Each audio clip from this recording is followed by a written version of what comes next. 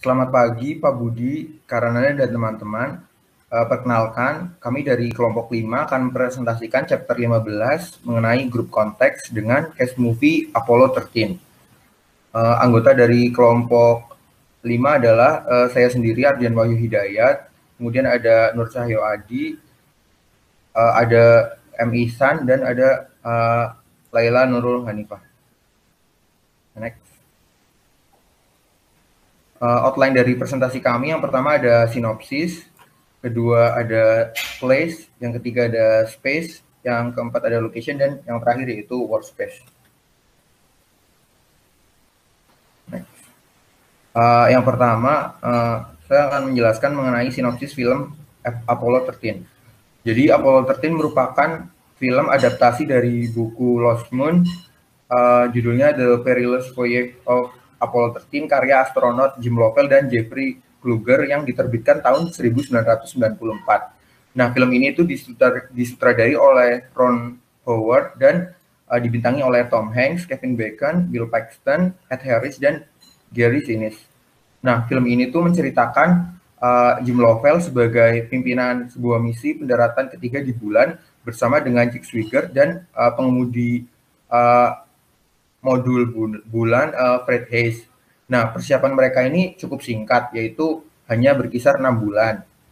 Ditambah lagi terdapat pergantian pilot dari Ken Mattingly ke Jake Swigert karena Ken ini menderita cacar air. Nah, dalam perjalanannya terjadi ledakan di dalam pesawat dan menghilangkan sebagian besar pasokan oksigen dan tenaga listrik pesawat Apollo 13 ini, yang memaksa pengawas NASA atau Mission Control untuk membatalkan pendaratan di bulan dan mengubah misi menjadi perjuangan untuk membawa ketiga astronot ini pulang kembali ke bumi dengan selamat. Nah, astronot ini di luar angkasa menghadapi dilema, yaitu mati lemas atau mati kedinginan. Nah, Ken astronot yang tidak jadi berangkat itu bersama dengan pimpinan Mission Control, Gen Crash, berjuang untuk menemukan cara agar mereka ini bisa pulang dengan selamat. Akhirnya, berkat kerja keras masing-masing individu dengan keahliannya dan kerjasama yang baik antara Mission Control dan astronot yang ada di pesawat, misi yang gagal ini sukses dan berhasil mengembalikan ketiga astronot kembali ke bumi dengan selamat. Selanjutnya akan dilanjutkan oleh teman saya.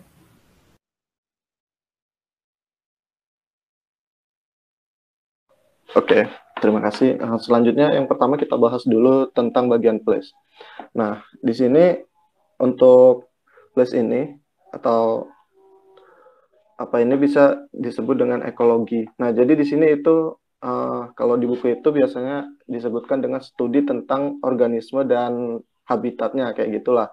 Nah, terus bagaimana sih mereka itu berinteraksi dan beradaptasi dengan lingkungannya dan supaya mereka bisa survive. Nah, di sini kalau di buku itu ada 3, yaitu ada perception of place, cognitive overload, dan coping with complexity. Yang pertama kita bahas dulu perception of place-nya dulu ya. Nah, jadi di sini itu adalah kayak tanggapan dari si kelompok itu terhadap lingkungannya itu. Nah, biasanya tanggapannya ini bersifat subjektif karena dari ciri fisik itu dari suatu tempat disaring melalui kayak preferensi, harapan, nilai, sikap pribadi dari masing-masing anggota dari kelompok tersebut.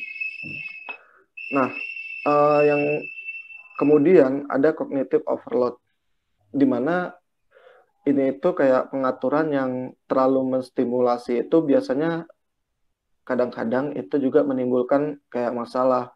Jadi kelompok itu bisa mengalami kelebihan kognitif. Nah, kalau kayak gitu, mereka itu bisa kewalahan karena banyaknya informasi yang mereka terima. Yang terakhir itu ada coping with complexity.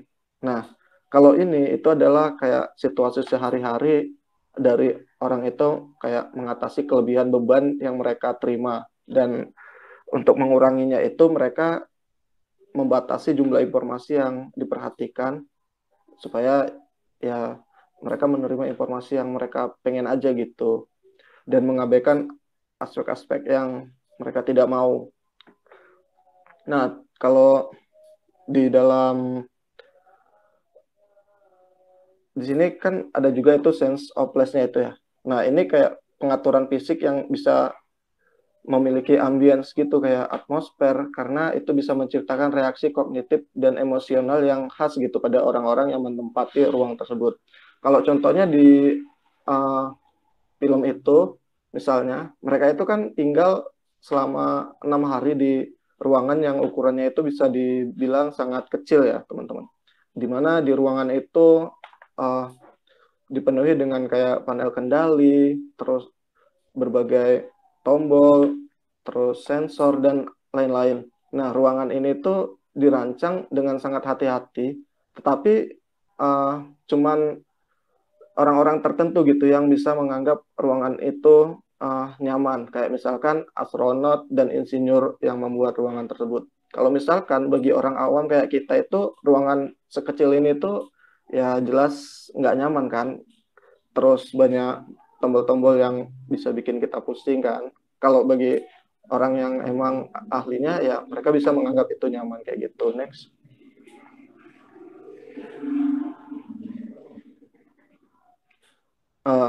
Kemudian yang bagian selanjutnya itu adalah stressful place. Nah, jadi ini adalah beberapa pengaturan yang biasanya mempertahankan dan memulihkan. Tetapi yang lain itu bisa juga membuat tegang dan juga stres. Nah, jadi grup itu tidak ada di ruang yang netral dan pasif, tapi dalam lingkungan yang biasanya berfluktuasi, yang terkadang itu bisa panas, bisa dingin, terlalu interpersonal, terlalu intim, dan lain-lain kayak gitulah. Biasanya pengaturan ini adalah sumber dari stres yang datang kepada si individu tersebut. Dan ketegangan ini biasanya disebabkan oleh keadaan lingkungan yang bisa mengancam rasa kesejahteraan dan keamanan dari orang tersebut. Nah, yang pertama ini ada temperatur. Temperatur ini adalah properti dari lingkungan, tetapi karakteristik fisik dari suatu tempat yang biasanya mempengaruhi dari sifat interpersonal orang-orang di kelompok tersebut. Nah, jadi orang itu kan dia sering banget ya menggambarkan orang lain atau kelompoknya itu misalkan sebagai hangat dan dingin. Kalau orang yang hangat itu biasanya cerdas, terampil, berhati-hati, dan lain-lain. Kalau dingin itu biasanya orangnya ya mudah tersinggung, tidak ramah, tidak lucu, kayak gitulah. Nah, kalau yang selanjutnya itu di temperatur itu ada yang namanya temperatur ekstrim. Nah, ini juga temperatur yang bisa kita bilang berwujud gitu secara fisik. Bisa saat suhunya itu terlalu tinggi ya, yang mungkin menyebabkan orang menderita. Kalau misalkan di film itu, di film Apollo 13 itu, misalnya mereka itu berjuang untuk menjaga panas tubuh orang-orang itu pada tingkat yang bisa mereka terima gitu. Kan mereka itu kayak kehilangan oksigen dan lain-lain. Jadi di dalam kabin itu mereka ya berusaha supaya mereka bisa bertahan. Kayak gitu. Nah, kemudian ada noise. Jadi ini adalah suara yang tidak diinginkan gitu oleh orang-orang di dalam lingkungan tersebut. Misalnya di film Apollo itu kan mereka itu hidup dengan kebisingan yang bisa dibilang konstan gitu selama 5 hari. Mereka di luar angkasa. Jadi ya di dalam pesawat itu kan suaranya sangat keras kayak gitu. Mereka harus bisa bertahan dan bisa beradaptasi di dalam lingkungan kabin roket tersebut kayak gitu. Next. Nah, selanjutnya itu ada dangerous place atau AUE. Nah, ini adalah AUE ini extreme and unusual environment. Jadi di sini itu adalah di dalam konteks lingkungan yang biasanya itu tidak seperti tempat manusia hidup, termasuk lingkungan yang terbatas dan ekstrim terisolasi kayak gitulah. Uh, ada juga surviving environment challenge. Nah, jadi di sini meskipun kelompok atau individu itu mereka tinggal di dalam pengaturan atau ruang tempat di mana mereka itu harus belajar untuk mengatasi masalah dan melakukan penyesuaian dengan lingkungan supaya mereka itu bisa beradaptasi dan survive. Nah, contohnya kalau di film itu mereka itu kan uh, tinggal di dalam roket yang mana itu kan roket itu kayak bawa jutaan bahan bakar yang sangat banyak gitu, melakukan perjalanan di luar angkasa dengan pesawat ruang angkasa yang berkecepatan sangat tinggi, ya ribuan kilometer per jam lah. Nah, ini kan mereka itu jelas mengandalkan perisai panas untuk mempertahankan pesawat tersebut kayak gitu. Nah, ya semua itu bisa bahaya-bahaya itu diminimalkan melalui kayak perencanaan, desain, pelatihan. Mereka kan berlatih juga itu ya selama 6 bulan kayak gitu terhadap suhu-suhu ekstrim kayak gitu. Oke, selanjutnya kita akan membahas 15.2 yaitu space.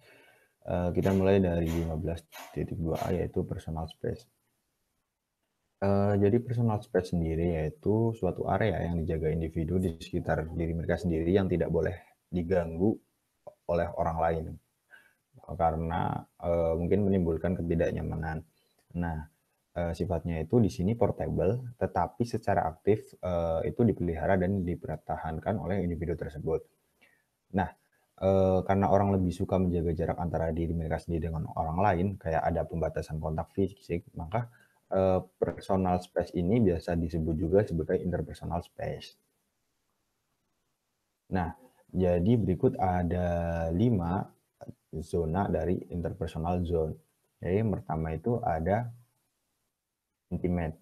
Nah, zona ini memiliki jarak antara bersentuhan langsung sampai 18 inci. Karakteristiknya informasi inci, sensoriknya, dan beragam. Kemudian stimulusnya ini mendominasi bidang persepsi. Contohnya aktivitasnya itu berdasarkan kayak misal lagi di KRL, kemudian berjabat tangan, dan lain sebagainya. Kemudian untuk zona pribadi itu jaraknya biasanya 18 inci hingga 4 kaki, di mana orang lain itu dapat menyentuh ataupun disentuh jika diinginkan. Kemudian tatapan kita masih mudah untuk diarahkan menjauh dari orang lain. Nah, contohnya aktivitasnya yaitu percakapan diskusi dan menonton televisi. Kemudian untuk zona sosial itu jaraknya 4 hingga 12 kaki, di mana input visual dari pandangan mata itu mulai mendominasi. Nah, tingkat suaranya juga di sini masih normal dan sesuai untuk banyak pertemuan sosial informal. Nah, contohnya itu saat kita bertemu dengan rekan bisnis, berinteraksi dengan resepsionis, dan lain sebagainya. Kemudian zona keempat yaitu zona publik, di mana jaraknya ini 12 kaki atau lebih. Di sini karakteristiknya itu input sensorik kita mulai kurang efektif, misal kayak pandangan mulai kabur, ataupun pendengaran dari suara-suara kurang terdengar, ataupun kita saat melihat orang lain itu ekspresinya masih kurang jelas. Contohnya kayak kita melihat ceramah, pidato, dan yang lainnya. Dan yang terakhir itu remote, ya di sini jaraknya itu lokasinya berbeda. Nah, untuk karakteristiknya ini, masukan lisan, wajah, dan isyarat perilaku nonverbal lainnya itu terbatas jika tidak ada umpan balik berupa audio ataupun video. Nah, di sini contohnya itu penggunaan platform online kayak Zoom, Gmeet, dan yang lain sebagainya. Ini equilibrium.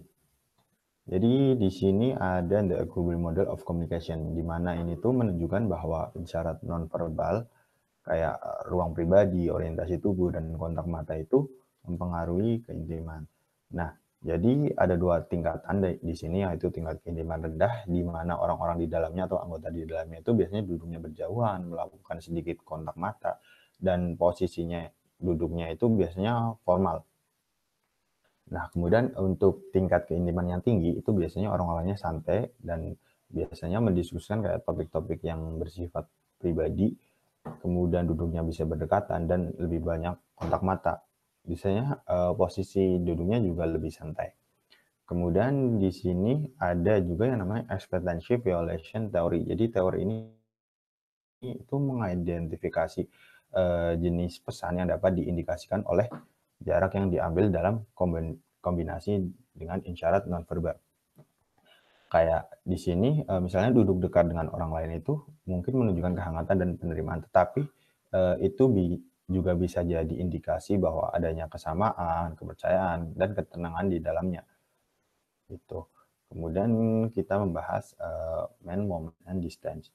Jadi di sini ruang pribadi wanita itu cenderung lebih kecil dibandingkan dengan pria. Relatif terhadap pria, wanita itu memungkinkan orang lain untuk lebih dekat dengan mereka dan cenderung mendekati orang lain yang mereka rasa itu lebih dekat.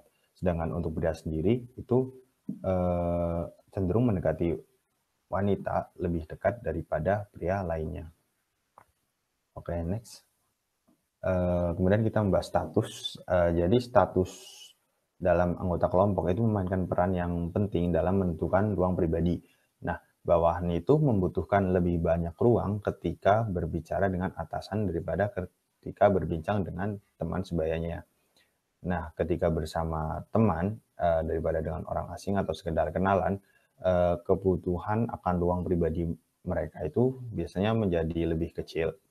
Selanjutnya kita membahas culture. Jadi di sini tuh setiap budaya berbeda dalam penggunaan ruang, di mana budaya kontak culture misalnya di Mediterania, Timur Tengah, dan Amerika Latin, orang-orang di dalamnya tuh lebih senang untuk memiliki keterlibatan atau kontak sosial dengan orang lain secara langsung. Sebaliknya untuk orang-orang dengan budaya non-kontak culture seperti Amerika Serikat, Inggris, Jerman, itu orang-orangnya mencoba membatasi dan menjaga jarak antar individu.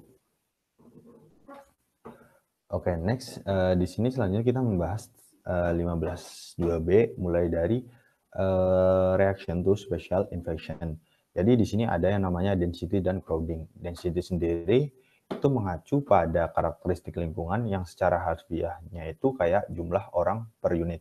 Sedangkan untuk crowding itu mengacu pada keadaan psikologis ataupun pengalaman yang terjadi ketika orang merasa bahwa mereka tidak memiliki cukup ruang. Nah, seseorang itu merasakan crowding atau tidak tergantung pada apakah ia berharap untuk merasa crowding itu sendiri ataupun tidak. Nah, di sini di 15.2 kita juga membahas arousal and stress. Jadi jika seseorang berada pada situasi dengan kepadatan yang tinggi, maka detak jantungnya itu ataupun tekanan darahnya itu akan meningkat dan bernafasnya itu lebih cepat. Bahkan biasanya mereka berkeringat lebih banyak. Nah, kemudian kontak fisik ini juga tidak selalu membuat sesuatu yang negatif. Nah, jika misalnya kayak jika orang yang mengganggu kita itu teman dekat ataupun kerabat, selanjutnya kita akan membahas intensity, di mana yang di sini tuh ada yang namanya density intensity hypothesis yang menyatakan bahwa kepadatan tinggi nantinya hanya akan meningkatkan situasi apapun yang sudah terjadi pada kelompok. Nah, jika interaksi kelompoknya itu tidak menyenangkan, maka kepadatan tinggi akan membuat situasi tampak lebih tidak menyenangkan gitu. Dan jika situasinya menyenangkan, maka kepadatan tinggi ini akan membuat situasi menjadi lebih baik dan menjadi lebih baik lagi. Selanjutnya kita membahas controllability. Misalkan kayak kita berada di situasi yang penuh sesak, yang membuat orang berhubungan dengan orang yang sebenarnya ingin mereka hindari, mereka tuh sebenarnya bisa mengatasinya dengan cara itu meningkatkan rasa kontrol terhadap situasi. Jadi orang tuh tidak terlalu tertekan oleh ancaman lingkungan ketika mereka merasa atau bisa mengendalikan keadaan mereka sendiri. Nah, kita membahas 15.2c, seating arrangement. Jadi di sini tuh ada dua hal. Yang pertama societal space, di mana pengaturan lingkungan atau ruang ini mendorong interaksi di antara anggota kelompok, termasuk pengaturan tempat duduk yang memfasilitasi percakapan. Nah, kemudian ada juga sociofugal space, di mana pengaturan lingkungan ini menghambat atau malah mencegah interaksi di antara anggota kelompok. Nah, di sini untuk men, woman, and sitting preferences-nya yaitu perempuan dan laki-laki berbeda ya pada tingkat tertentu. Nah, dalam preferensi mereka untuk pengaturan tempat duduk, anggota kelompok tuh harus peka terhadap kemungkinan bahwa perilaku spasial mereka akan disalah tafsirkan oleh orang lain, dan untuk itu harus bersedia memastikan bahwa kesalahpahamannya itu hanya terjadi dalam jangka pendek.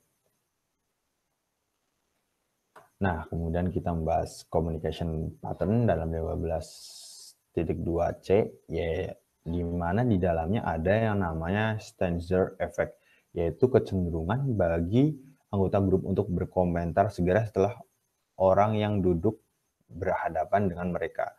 Kayak misal depan kita ngomong, maka habis itu kita berkomentar. Nah, kemudian di sini ada sitting location. Di sini contohnya head of the table effect. Jadi di sini itu ada kecenderungan lain di mana anggota kelompok itu mengaitkan peran kepemimpinan dan tanggung jawabnya dengan kursi yang terletak di bagian atas meja, sehingga individu yang menempati posisi tersebut cenderung muncul sebagai pemimpin dalam kelompok tanpa pemimpin yang ditunjuk. Misalnya kalau ada di film-film kayak Jamuan Makan Raja kan, itu kelihatan mana kursi raja dan mana kursi tamu gitu. Nah, selanjutnya saya Laila Nurul Hanifah akan mempresentasikan LO yang ketiga, yaitu location. Nah, jadi sama seperti halnya hewan, misalnya harimau ataupun singa, manusia juga memiliki orientasi kepemilikan atas sebuah lokasi geografis dan berusaha untuk mempertahankan area ini dari gangguan orang lain. Nah, lokasi ini dinamakan teritori, yaitu sebuah wilayah geografis yang diklaim, ditandai, dan dipertahankan oleh individu atau kelompok individu dari gangguan pihak lain. Pembahasan pertama, kita akan masuk ke jenis-jenis teritori. Jadi, menurut degree of control, duration of claim, Irving Altman membagi teritori menjadi 3 jenis. Yang pertama, teritori primer, yang kedua, teritori sekunder, dan juga yang ketiga adalah teritori publik. Teritori primer merupakan suatu area yang dimiliki dan digunakan secara eksklusif oleh individu atau kelompok individu, yang mana biasanya digunakan dalam jangka panjang. Nah, contoh yang umum ini adalah rumah yang dimiliki oleh suatu keluarga. Kemudian yang kedua ada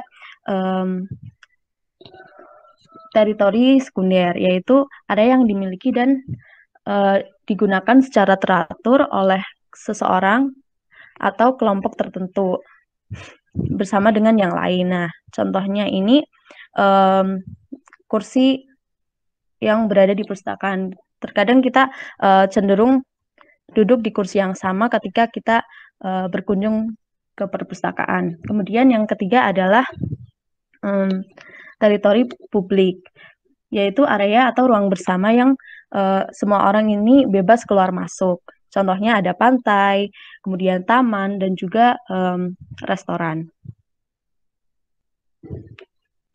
Nah, dalam case movie kita yaitu Apollo 13, ketika Lovell, Sugar, dan juga Hayes memasuki roket yang di dalamnya berisi komputer dan juga berbagai persediaan untuk menjalankan misi Apollo 13, maka wilayah tersebut merupakan teritori primer bagi ketiganya. Masing-masing dari mereka juga memiliki teritori primer secara individu, yang mana yaitu lokasi tempat duduk mereka dan juga sistem operasi yang dihadapannya, yang sudah berkaitan dengan job desk atau tanggung jawab dari masing-masing dalam menjalankan misi Apollo 13 ini. Nah, pembahasan yang kedua adalah mengenai grup teritoris. Teritorial dalam banyak kasus ini merupakan proses tingkat kelompok. Jadi, bukannya individu yang mengklaim suatu wilayah dan mempertahankannya terhadap individu lain, melainkan suatu kelompok yang akan mengklaim wilayahnya dan juga mencegah kelompok lain menggunakannya. Kemudian ada istilah group space, yaitu batas spasial sementara yang terbentuk di sekitar kelompok yang berinteraksi dan berfungsi sebagai penghalang untuk gangguan yang tidak diinginkan oleh non-anggota.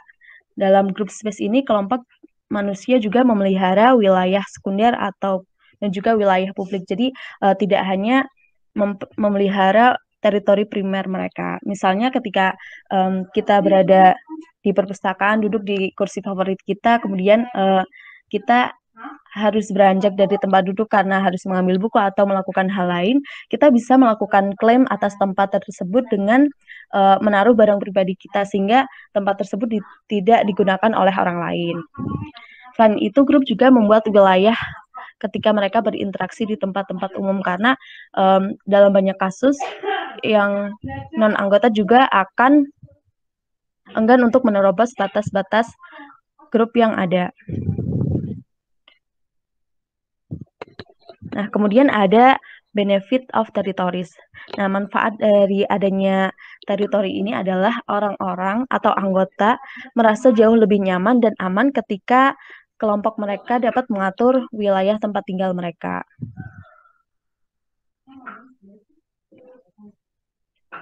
Kemudian ada territories and intergroup conflict. Jadi adanya teritori atau pembagian wilayah ini cenderung mengurangi konflik antar kelompok karena masing-masing mereka mengatur kontak antar kelompok dengan mengisolasi satu kelompok dari yang lain. Namun adanya konsep teritorialitas ini juga dapat menyebabkan konflik jika masing-masing kelompok ini tidak menyetujui perbatasan yang diberlakukan.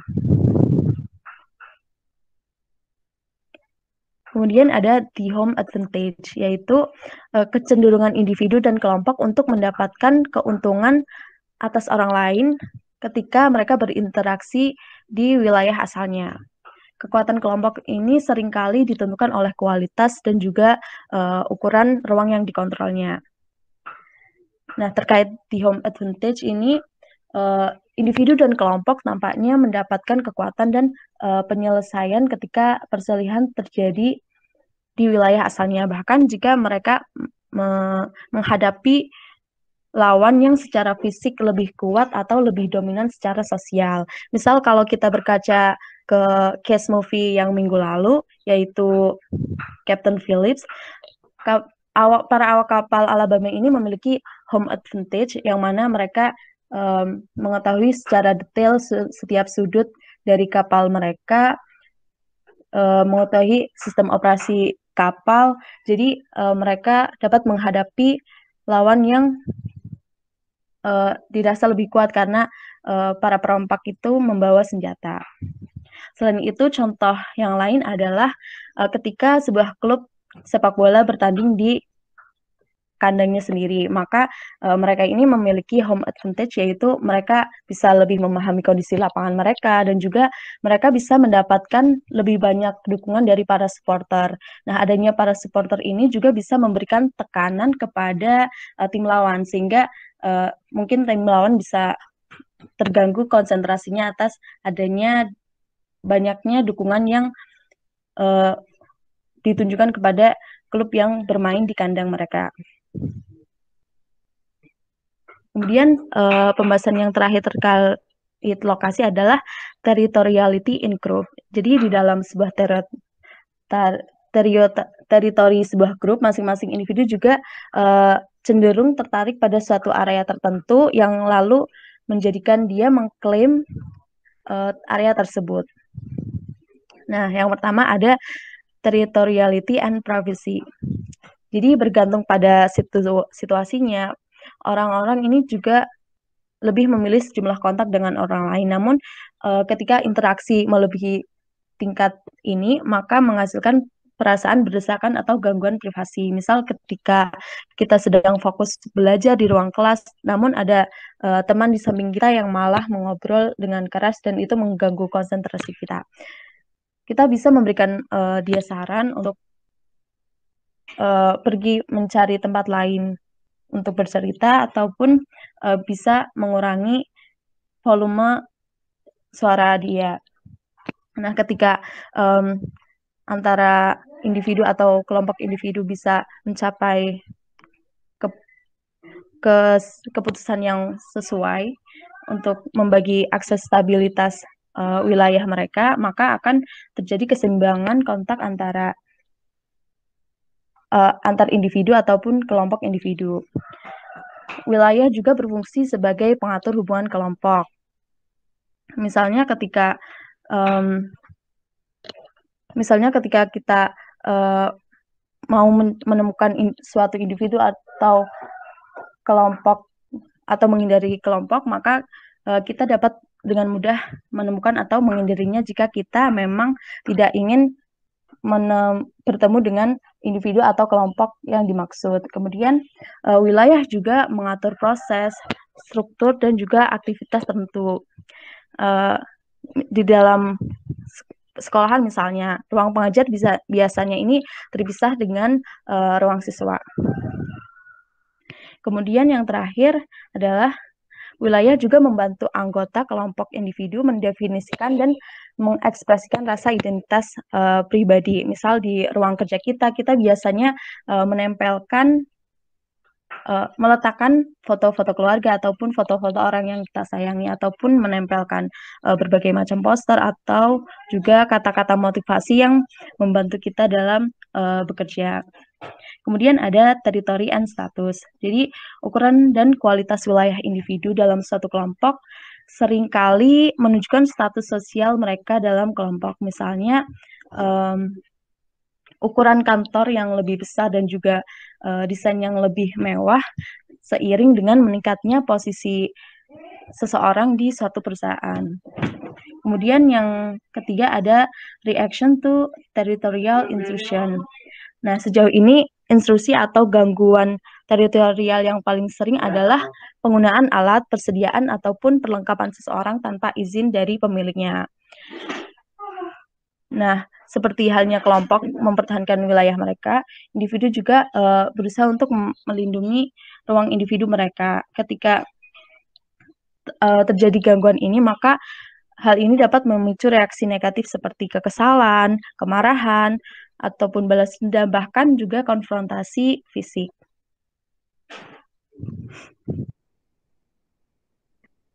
Terakhir adalah territory and stress in extreme and unusual environment. Jadi awak Apollo 13 ini seperti banyak kelompok lain yang berfungsi di AUE, berhati-hati untuk memantau reaksi teritorial mereka karena perhatian terhadap masalah spasial sangat penting untuk keberhasilan jangka panjang dalam kelompok tersebut. Seperti ketika Swigert menempelkan command modul, baik Fred Hayes maupun Jim Lovell ini memantaunya dengan serius. Kemudian ketika banyak master alarm ini menyala, Lovell langsung bertanya apa yang baru saja Swigert lakukan, karena Lovell waspada apakah yang dilakukan Swigert ini memang area dia atau tanggung jawab dia, seperti itu. Sekian presentasi dari saya, selanjutnya akan dilanjutkan oleh Adian. Terima kasih.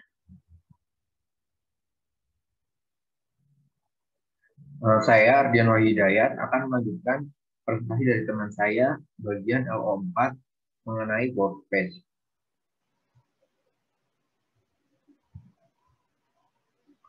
Yang pertama yaitu the person place fit. Seorang psikolog ekologi bernama Roger Barker mempelajari hubungan antara manusia dan tempat mereka tinggal dan bekerja. Nah, Roger Barker menemukan bahwa di sebagian besar setting, orang akan menyesuaikan diri dengan kebutuhan tempat tersebut. Nah, teori dari Roger Barker ini yang pertama yaitu behavioral setting. Menurut Roger Barker, behavioral setting adalah lokasi fisik di mana tindakan orang ditentukan oleh fitur dan fungsi setting perilaku. Nah, setting di sini juga mencakup orang dan benda yang ada di lingkungan tersebut atau yang bisa disebut dengan komponen setting. Roger Barker percaya bahwa orang secara rutin mengikuti program yang mengurutkan tindakan dan reaksi mereka dalam setting perilaku. Perpustakaan misalnya adalah setting perilaku karena perpustakaan ini menciptakan kesiapan untuk jenis tindakan tertentu. Misalnya, seorang harus menjadi pendiam dan tenang ketika berada di perpustakaan.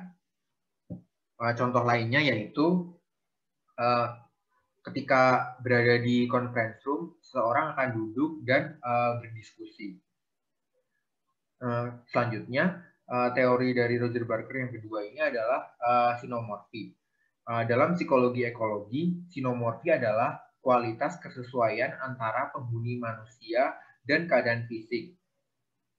Ketika suatu tempat memiliki sinomorfi yang tinggi, maka orang akan menyesuaikan dengan setting fisiknya dan menggunakan objeknya dengan tepat. Sebaliknya, jika sinomorfinya rendah, maka orang akan sulit menyesuaikan dengan setting fisiknya dan menggunakan objeknya kurang tepat. Jika kita kaitkan dengan film Apollo 13, kokpit dari pesawat ruang angkasanya didesain agar pilot dapat memantau semua instrumen dan menjangkau dengan mudah. Artinya sinomorfinya tinggi agar orang dapat menyesuaikan dengan setting fisiknya dan menggunakan objek yang ada di dalamnya dengan tepat.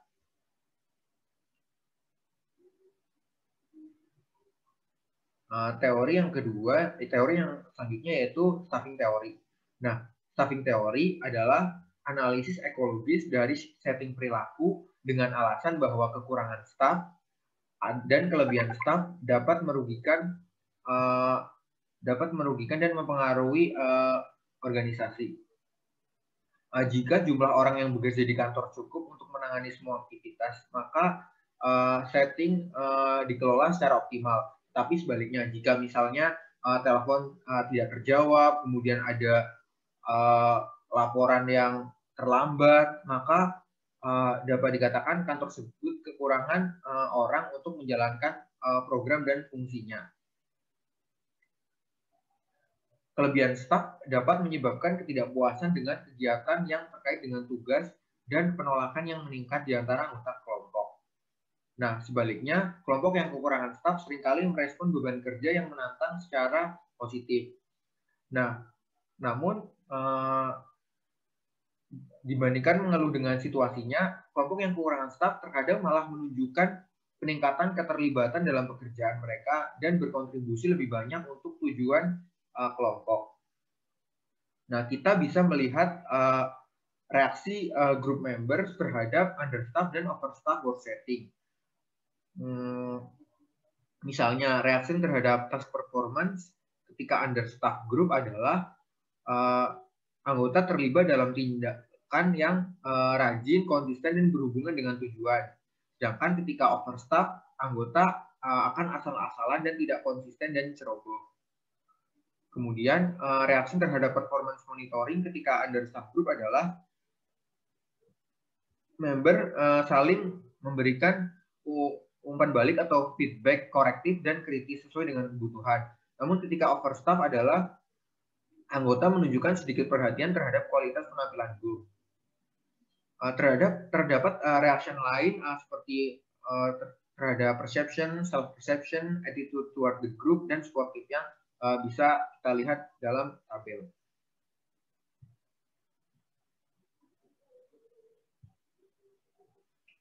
Nah, jika kita kaitkan dengan film Apollo 13 ini, setiap astronot memiliki perannya masing-masing. Sebagai pimpinan dikomandani oleh James Lovell bersama Jack Swigert sebagai pilot modul perintah atau CM, dan Fred Haise sebagai pilot modul bulan atau LM. Nah, ketika pilot ini ditambah atau dikurangi, maka bisa mempengaruhi terhadap kinerja dari kinerja dan fungsi mereka sebagai astronot yang bisa berpotensi merugikan.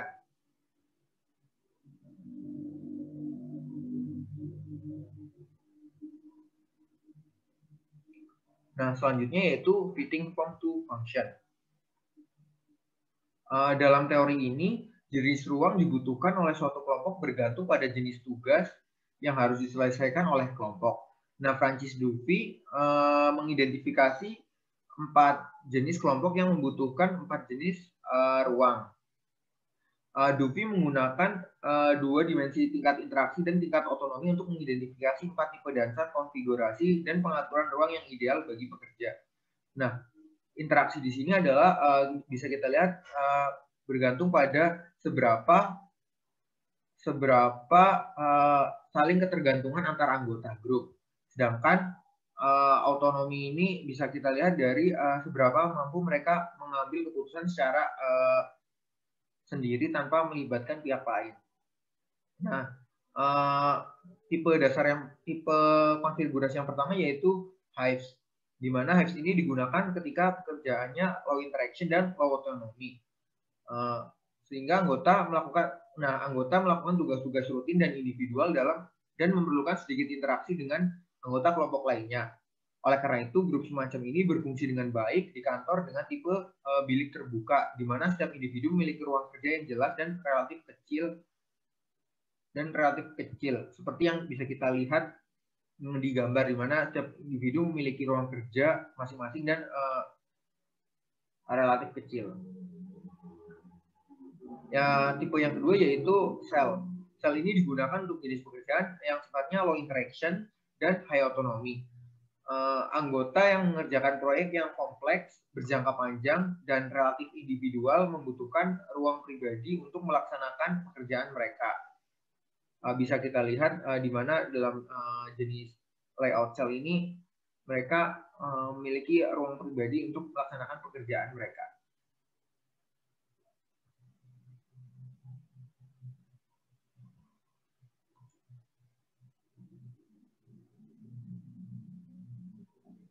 Kemudian tipe yang ketiga yaitu dense.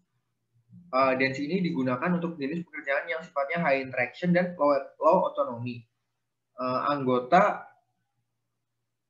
yang serupa dalam hal keterampilan dan tanggung jawab bekerja bersama dalam tugas dan proyek kolektif. Nah, mereka membutuhkan ruang terbuka yang digunakan bersama oleh semua anggota. Nah, kemudian yang terakhir yaitu club, di mana anggota yang berbakat, terlatih dengan baik, atau memiliki keterampilan yang sangat khusus sering mengerjakan berbagai tugas dan proyek yang sangat bervariasi dalam kolaboratif mereka. Layout klub ini digunakan untuk pekerjaan yang sifatnya high interaction dan high autonomy. Dense bisa kita lihat di mana ruangannya terbuka sehingga memudahkan untuk mereka melakukan interaksi dan bisa kita lihat layout dari klub di gambar yang berada di bawah.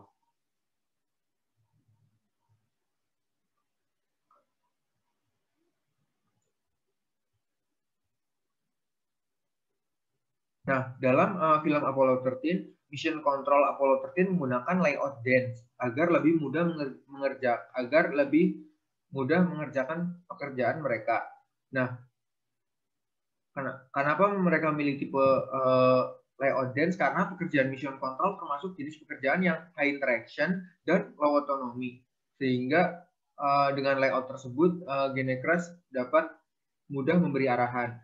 Jadi bisa kita lihat di film di mana para anggota di mission control ini saling berinteraksi dan berkomunikasi sehingga memerlukan ruangan terbuka. Selain itu, ketika mereka akan melakukan sesuatu juga mereka harus berkomunikasi terlebih dahulu dengan pimpinan mission control yaitu GeneCrush. Nah, dengan layout yang terbuka maka akan memudahkan pekerjaan mereka dan menghindari kesalahan yang dapat muncul.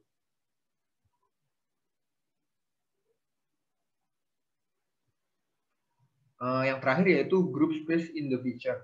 Di masa depan lebih banyak pekerjaan dunia sekarang diselesaikan oleh tim. Oleh karena itu kelompok ini membutuhkan jenis kantor yang berbeda dari yang dibutuhkan individu. arsitek dan desainer menyadari kebutuhan akan solusi inovatif dan telah mulai bereksperimen dengan jenis ruangan baru yang mempromosikan produktivitas kelompok daripada hanya produktivitas individu. Jadi karena sekarang banyak pekerjaan yang sifatnya tim, maka layout dari pekerjaan, layout untuk tempat mereka bekerja juga harus mendukung untuk bekerja tim sehingga mereka bisa meningkatkan produktivitas mereka.